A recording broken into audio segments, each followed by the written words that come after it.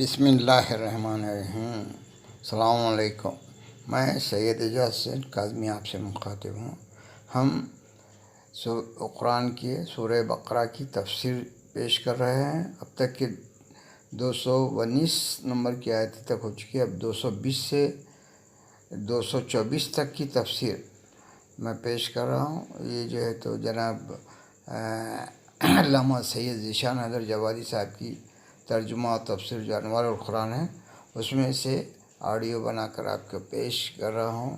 اس سے پہلے بھی اب تک کی پوری آیتوں کی تفسیر، اس کا ترجمہ اور عربی الفاظ کی تشریح اور اس کے بعد فائدہ، یہ ساری چیزیں جو ہے تو جو ان کے انوار القرآن میں پیش کی گئی۔ اس کی تلاوت جو ہے تو جناب عبدالباسط صاحب کے ذریعے جو ہے ان کی یوٹیوب میں سے جو ہے ان کی وہ پیش کر رہا ہوں۔ اور یہ پہلے تلاوت ملاحظہ فرمائیے، تلاوت کے بعد ترجمہ ہوا، ترجمہ کے بعد تفسیر پیش کی جائے گی۔ فی الدنیا والآخرہ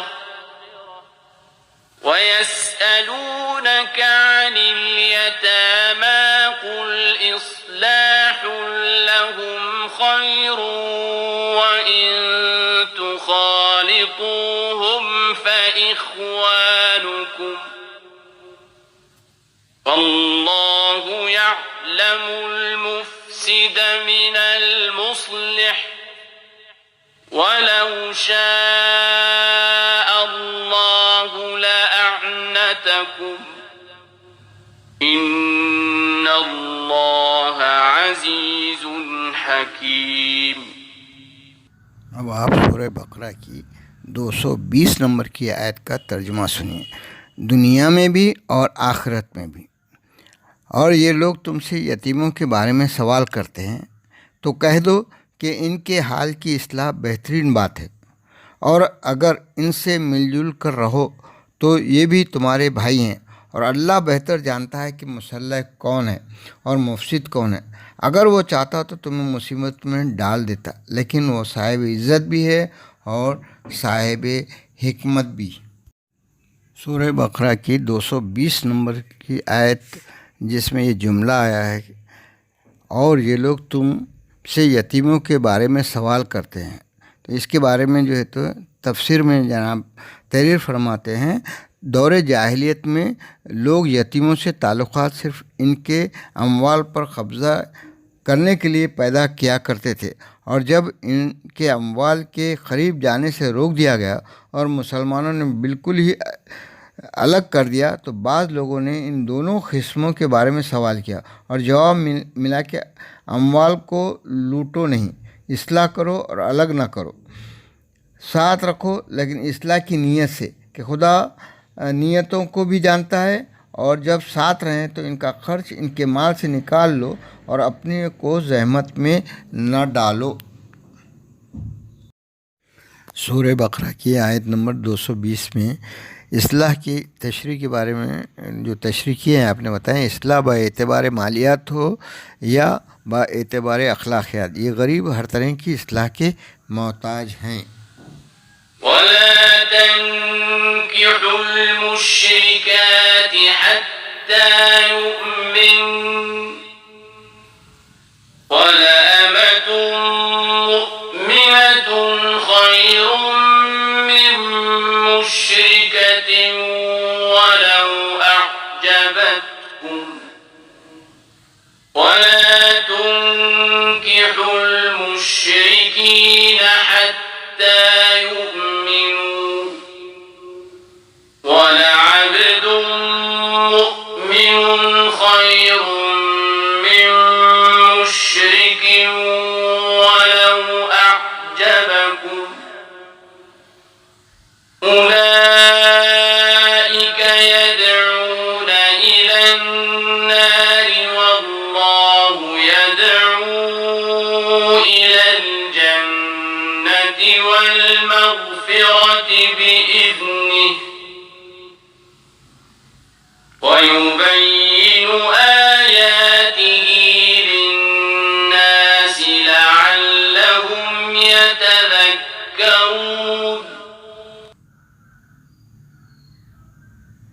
اب آپ سورہ بقرہ کی 221 نمبر کی آیت کا ترجمہ سنیے۔ خبردار، مشرک عورتوں سے اس وقت تک نکاح نہ کرنا جب تک ایمان نہ لے آئیں کہ ایک مومن کنیز مشرک آزاد عورت سے بہتر ہے، چاہے وہ تمہیں کتنی ہی بھلی معلوم ہو، اور مشرکین کو بھی لڑکیاں نہ دینا جب تک مسلمان نہ ہو جائیں کہ مسلمان غلام آزاد مشرک سے بہتر ہے، چاہے وہ تمہیں کتنا ہی اچھا کیوں نہ معلوم ہے۔ یہ مشرکین تمہیں جہنم کی دعوت دیتے ہیں، اور خدا اپنے حکم سے جنت اور مغفرت کی دعوت دیتا ہے، اور اپنی آیتوں کو واضح کر کے بیان کرتا ہے کہ شاید یہ لوگ سمجھ سکیں۔ سورہ بقرہ کی 221 نمبر کی آیت میں یہ جملہ ہے جو کہ وہ تمہیں کتنی ہی بھلی معلوم ہے، یعنی ان عورتوں کے بارے میں جو مشرک اور وہ ہیں، تو اس کے بارے میں تفسیر میں دیے ہیں آپ۔ اسلام نے عقیدے کو حسن و جمال اور کثرت اموال پر مقدم رکھا ہے۔ مسلمان غلام و کنیز کافر آزاد مرد عورت سے بہتر ہیں کہ ان کے پاس دولت دنیا نہیں ہے تو دولت ایمان ہے، اور یہ سب سے بڑی دولت ہے۔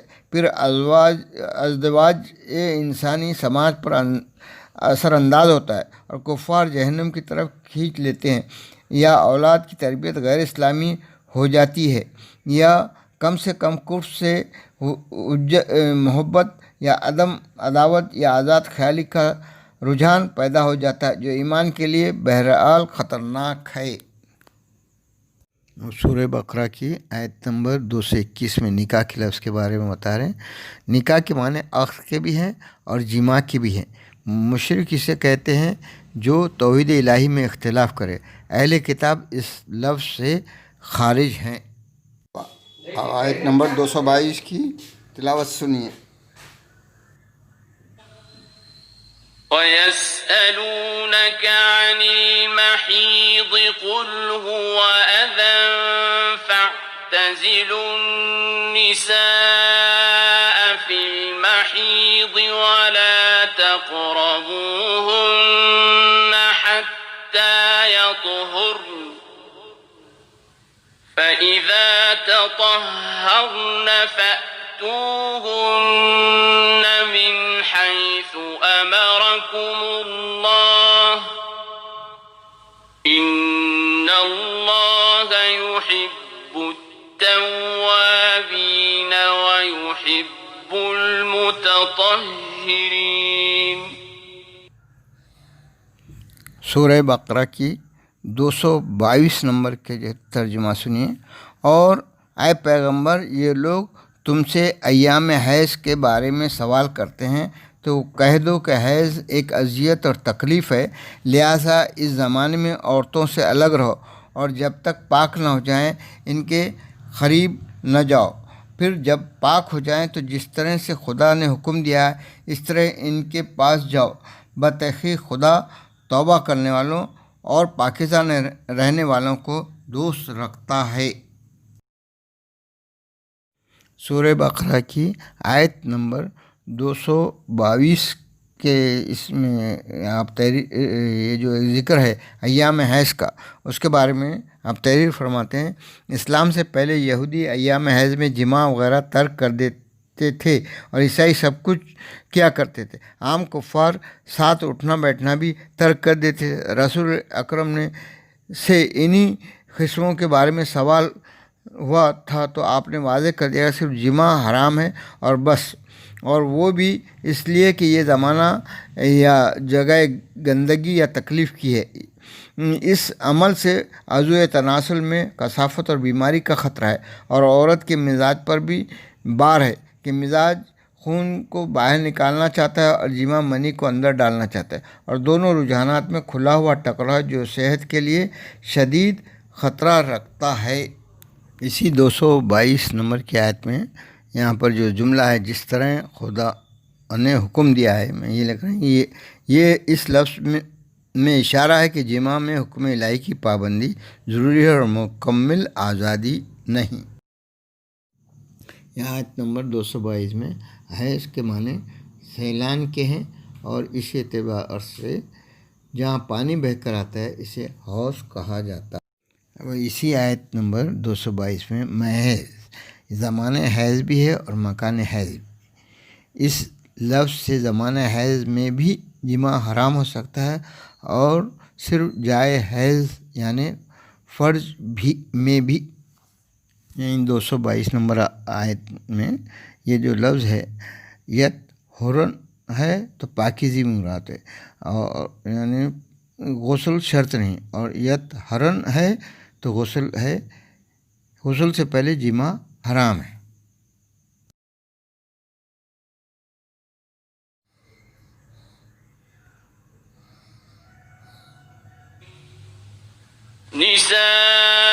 نساؤكم حرث لكم فأتوا حرثكم أنا شئتم وقدموا لأنفسكم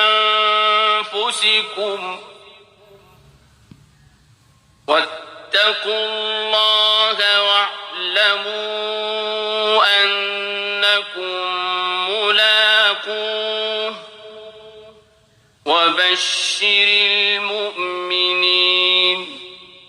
اب سورہ بقرہ کی آیت نمبر 223 کا ترجمہ سنیے۔ تمہاری عورتیں تمہاری کھیتیاں ہیں، لہذا اپنی کھیتی میں جہاں چاہو داخل ہو جاؤ اور اپنے واسطے پیشگی اعمال خدا کی بارگاہ میں بھیج دو اور اس سے ڈرتے رہو۔ یہ سمجھو کہ تمہیں اس سے ملاقات کرنا ہے اور صاحبان ایمان کو بشارت دے دو۔ سورہ بقرہ کی آیت نمبر 223 میں جو ہے کہ یہ اپنی کھیتی ہے، یعنی عورتوں کے بارے میں اپنی کھیتی ہے جہاں چاہو داخل ہو جاؤ۔ اس کی تفسیر میں جناب لکھ رہے ہیں کہ انی کہاں، کب، کہاں سے اور کیسے کے معنی میں استعمال ہوتا ہے، اور قرآن مجید میں سب کے شواہد موجود ہیں، اور اس طرح وتی فی الدبر کا بھی جواز نکلتا ہے، جیسا کہ امام راضی نے ابن عمر اور مالک سے نقل کیا ہے، اور ابو بکر اندلسی نے احکام القرآن میں 73 صفحے پر بہت سے صحابہ اور تابعین کا حوالہ دے کر لکھا ہے۔ لیکن کھیتی کا لفظ اشارہ ہے کہ بیج وہاں استعمال کرو جہاں پیداوار کا امکان ہو، ورنہ بیج ضائع ہو جائے گا اور کچھ حاصل نہ ہوگا۔ ویسے تمہاری زوجہ ہے، تم کہاں، کیسے اور کب کے معاملات میں بالکل آزاد ہو۔ یہاں پر آیت نمبر 223 میں جو لفظ ہے انا شئتم، اس کے بارے میں آپ لکھ رہے ہیں اس لفظ میں جگہ کی بھی آزادی ہے کہ انسان کہیں بھی جمع کر سکتا ہے، اور طریقے کی بھی آزادی ہے کہ کسی طرح بھی کھڑے بیٹھے لیٹے جمع کر سکتا ہے۔ آیت نمبر 224 کی تلاوت ملاحظہ فرمائیے۔ ولا تجعلوا الله عرضة لأيمانكم أن تبروا وتتقوا وتصلحوا بين الناس والله سميع عليم۔ اب سورہ بقرہ کی 224 نمبر کی آیت کا ترجمہ سنیے۔ خبردار، خدا کو اپنی قسموں کا نشانہ نہ بناؤ کہ قسموں کو نیکی کرنے، تقوی اختیار کرنے اور لوگوں کے درمیان اصلاح کرنے میں مانع بنا دو۔ اللہ سب کچھ سننے اور جاننے والا ہے۔ اب ان آیتوں کے بعد فائدے میں آپ بتا رہے ہیں۔ آیت نمبر 221 میں مشرکین سے مراد کیا ہے؟ اس سلسلے میں مفسرین کے درمیان اختلاف پایا جاتا ہے۔ بعض لوگ بالواسطہ شرک کو بھی شرک قرار دے کر اس میں اہل کتاب کو بھی شامل کر لیتے ہیں، اور بعض لوگوں کا خیال ہے کہ ان کا تذکرہ مختلف مقامات پر اہل کتاب کے مقابلے میں ہوا ہے، اور حضور نے مشرکین کے جزیرۃ العرب سے نکال دینے کا حکم دیا تو انہیں نہیں نکالا گیا۔ اس کا مطلب یہ ہے کہ ان کا شمار عام مشرکین میں نہیں ہے اور ان سے رشتہ ازدواج جائز ہے۔